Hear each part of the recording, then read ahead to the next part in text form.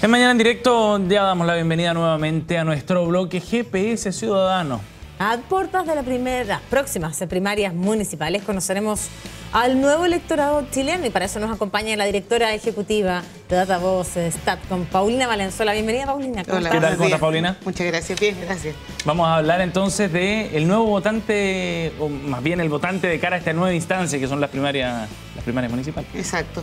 Mira, en el GPS lo que quisimos fue investigar básicamente o caracterizar al segmento de votantes de la última elección presidencial. Es la última experiencia que tenemos respecto al electorado y creemos que es la que debería servir para poder hacer de alguna manera predicciones en el futuro, que es el gran problema de la gente que nos dedicamos a las encuestas, saber cómo va a votar el electorado, siendo hoy el padrón toda la población de 18 años y más que vive en Chile. Es importante recordar que en el acto de votar, cuando el voto era, la inscripción era voluntaria y el voto obligatorio, eran dos decisiones. Yo me inscribía, decidí inscribirme y después ir a votar. Hoy día solamente la decisión está sentada en que yo en mi casa diga voy o no voy a votar. Sí. Entonces, en ese sentido, mirar la experiencia anterior del año 2013 es muy útil. Y para eso voy a recordar algunas cifras. 47% del electorado habilitado votó en las elecciones municipales del año 2012. En tanto, en las presidenciales del 2013, el 49% en primera vuelta y 42%. O sea, menos de la mitad del padrón hábil para participar en las elecciones votó. Entonces, nosotros en el último GPS preguntamos a las personas si habían votado en las últimas elecciones del 2013.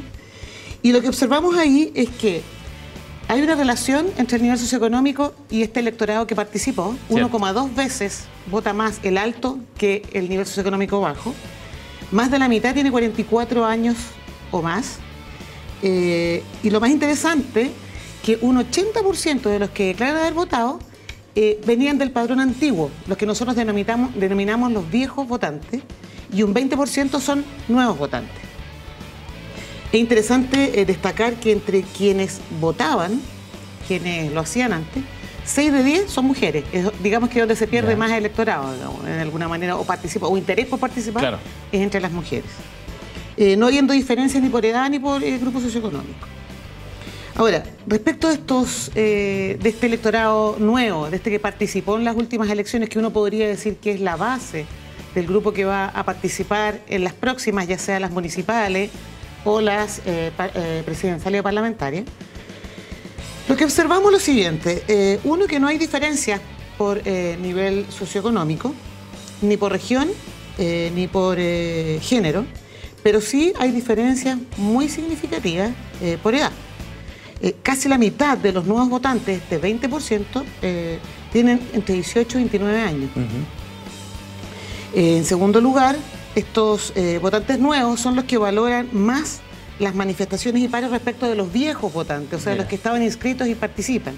32 versus 24%, son casi 8 puntos porcentuales de diferencia entre los dos grupos.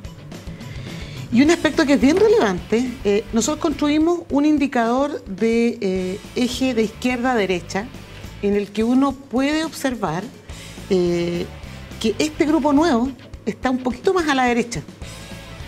Ahora bien, eso implica que son jóvenes, básicamente un poco más ubicados en ese espectro político. Sin embargo, entre los que no votan, la pérdida también es más en ese grupo. En el fondo es como que se produce una renovación. O sea, se compensa unos y otros, ¿no? Se compensa, pero básicamente la variable que compensa es etaria. Ya. En el segmento que está más cerca de la derecha.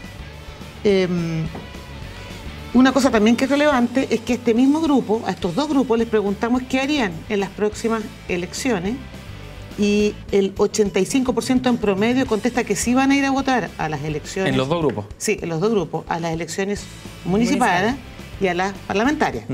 Eso indicaría que aproximadamente un 15% del segmento estaría quedando no participando. Claro. Lo que podría bajar, en el fondo, el total de participantes. Ya en la elección pasada estuvo en torno a los 5 o 6 millones, digamos, y esto significaría que podría bajar un poco más.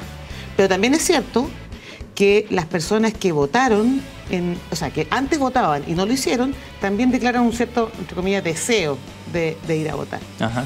Que entonces, al final, con esto del voto voluntario, como que eso pasa a ser una cuestión que puede depender incluso de factores bien aleatorios, o sea, si sentías bien o no ese día, si tenías suficiente ánimo o no, si estabas lo suficientemente descansado. Al final, como el voto es voluntario, con ese nivel de...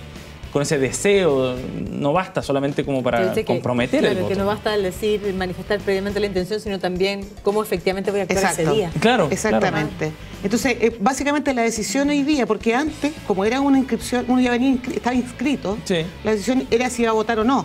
Pero como el voto tenía costo, el no hacerlo tenía una sanción, entonces probablemente la decisión está más cargada a hacerlo que no hacerlo. Claro, porque parecía hoy día, que era una obligación ciudadana de todas maneras el acudir a votar. Exacto, pero hoy día no es así. Hoy día básicamente si yo ese día, como tú bien dices, Sebastián, si yo ese día tengo el deseo o la intención de hacerlo. Entonces, en ese sentido... Disculpe, pero hay distinto interés entre... porque la experiencia que tenemos es muy reciente, tú recién lo decías, y guarda relación con algún tipo de elección, no con las que van a venir, pero ¿habrá diferencia o generará mayor interés si es que la elección es municipal, es parlamentaria o es presidencial? Porque también había diferencia entre quienes votaron, por ejemplo, la primera vuelta y la segunda vuelta. También hay una diferencia. Son 7 puntos prácticamente, porcentuales, de diferencia. Claro. Bueno, si uno compara la elección anterior, que también estaba bajo el mismo régimen de votación, fue 47%. O sea, uno podría decir que podría decir que en realidad no debería bajar tanto, porque el electorado está prácticamente 8 de 10 son antiguos votantes, gente que tenía la costumbre, digamos, o que estaba comprometido con el hecho de ir a votar. Entonces, lo que yo creo que va a pasar es que por una parte tenemos un 20% joven, nuevo, que está interesado en participar, es un grupo más educado, de una tendencia relativamente, no es una diferencia muy fuerte, pero sí están más cerca a la derecha. Y este otro 80% es un grupo que se va a ir reduciendo con el tiempo, porque va a ir envejeciendo. Es como lo que ocurrió con el padrón electoral, que el año 90 cerca del 20% era el grupo de 18 a 29 años, y al final, cuando el año 2008, 2009, ya estábamos en un 5%, el grupo más joven. Entonces este 80% se va a ir reduciendo. Sí. O sea, si no hay motivación o no hay incentivo para que las personas participen y tomen esa decisión de levantarse o de salir o utilizar horas el día de la elección para ir a votar, es probable que la participación se vaya ajustando.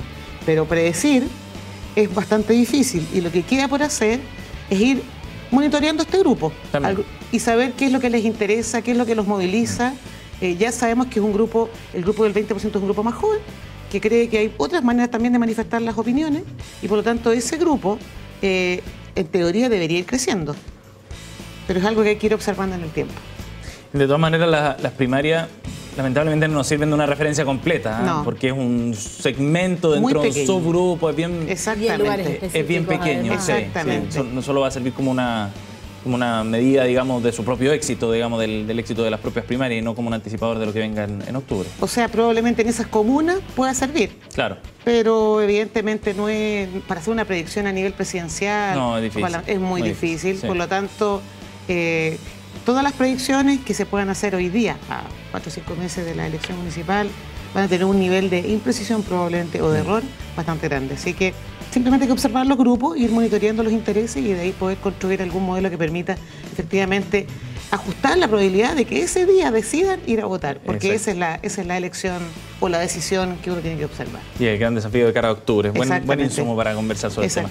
Gracias, Paulina. No, muchas gracias. Que tenga buen día. Igualmente.